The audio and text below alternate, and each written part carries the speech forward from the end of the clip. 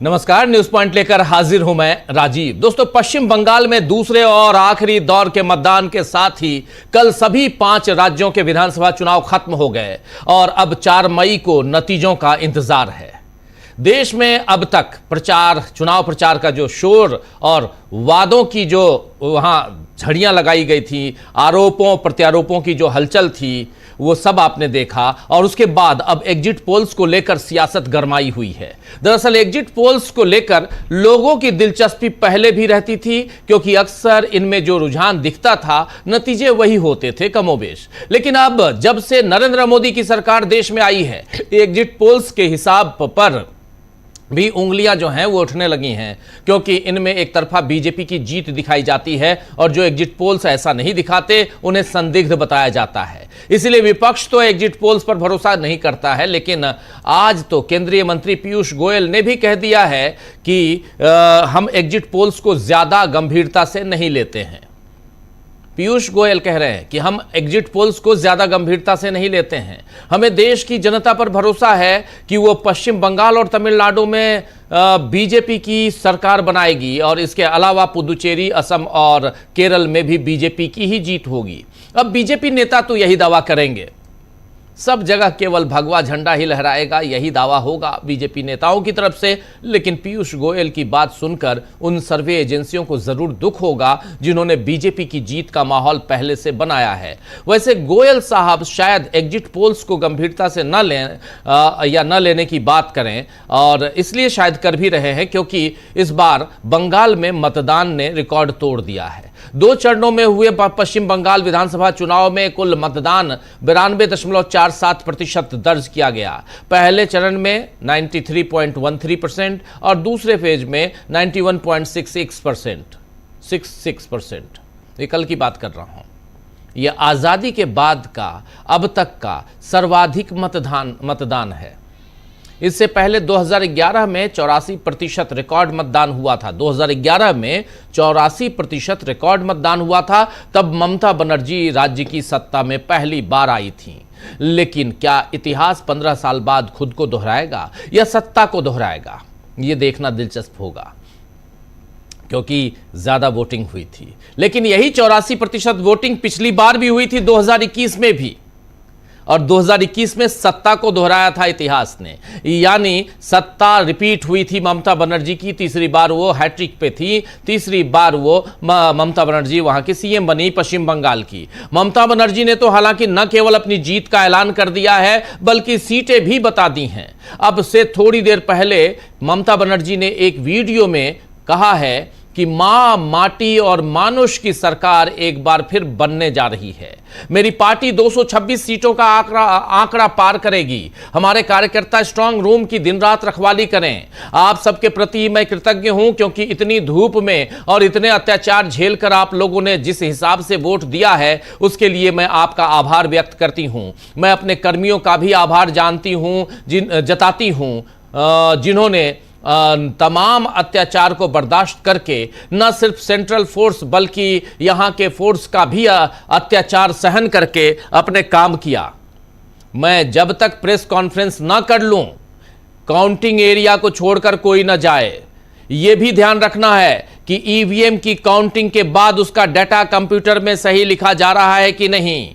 ऐसा भी हो सकता है कि टीएमसी के नंबर भाजपा में जोड़ दिए जाएं। ये बात यहां पर ममता बनर्जी कह रही हैं। ममता बनर्जी ने 9 मिनट का वीडियो जारी किया है। बांग्ला में है वो वीडियो, इसलिए यहां पर हम नहीं सुनवा रहे हैं। बहुत सारे साथी हमारे जो बंगाल से जुड़ते हैं या अलग अलग बंगाली जानने वाले अलग अलग प्रदेशों में, देशों में रहते हैं, वो समझ सकते हैं। उसका लिंक हम इसमें नीचे डाल देंगे। लेकिन ममता बनर्जी का ये 9 मिनट का जो वीडियो है काफी इंपॉर्टेंट है।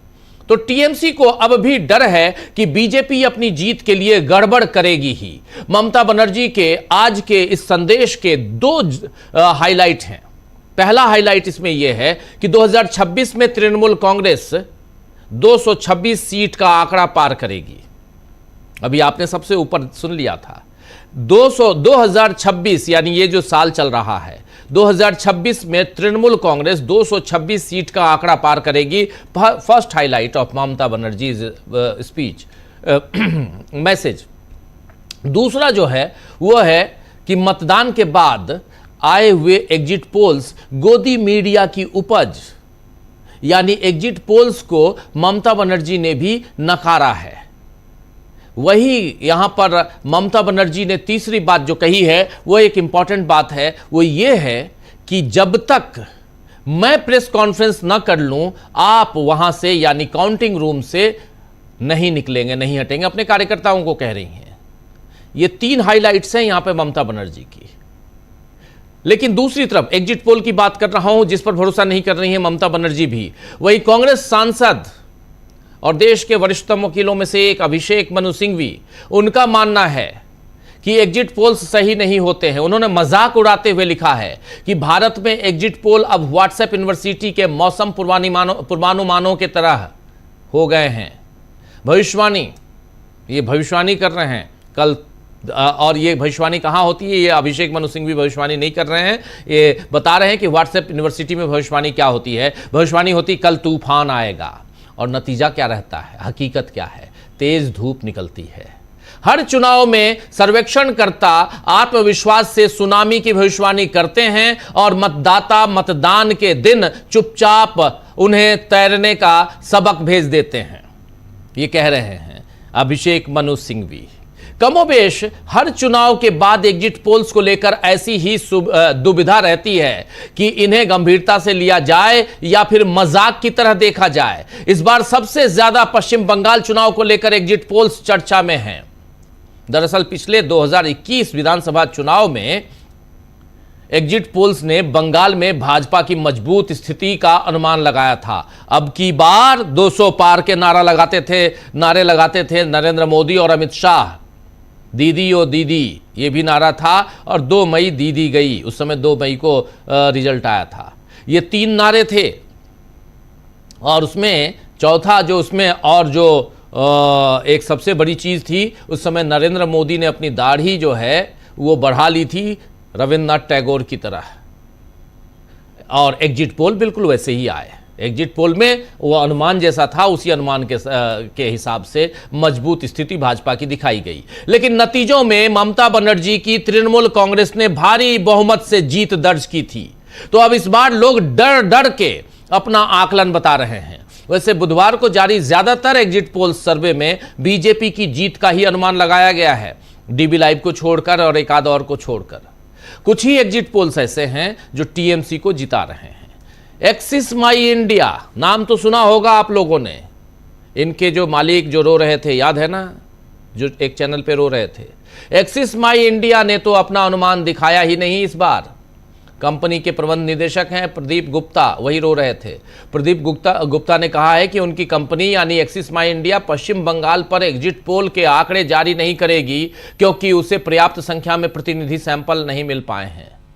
गुप्ता जी ने कहा है कि देखिए, एक्सिस माई इंडिया का तरीका लोगों से आमने सामने बात करना है, और जब हमने पहले चरण के बाद बात करने की कोशिश की तो करीब 60-70% लोगों ने अपनी जुबान पर ताले लगा लिए थे। वे हाँ या नहीं कहने के लिए भी तैयार नहीं थे। प्रदीप गुप्ता जी कह रहे हैं कि इसे भय का माहौल से भी जोड़ा जा सकता है कि वहां पर कैसा भय का माहौल है कि लोग बोल भी नहीं रहे हैं। अब प्रदीप गुप्ता जी के इस बयान से न केवल एग्जिट पोल्स पर संदेह बढ़ रहा है, बल्कि चुनाव आयोग की भूमिका पर भी सवाल खड़े हो रहे हैं कि आखिर उसने पश्चिम बंगाल में ऐसी क्या तैयारी की है कि लोग डर के माहौल में जी रहे हैं, बोल भी नहीं पा रहे हैं। जब वोट डालना था तब भी डर था, और अब वोट डालने के बाद अपनी राय जाहिर करने का समय आया है तब भी डर है। ये डर चाहे टीएमसी का हो या बीजेपी का हो, इसे दूर करने की जिम्मेदारी चुनाव आयोग की है, और वो इसमें नाकाम दिख रहा है। और इन सब के बीच क्यों आखिर लगा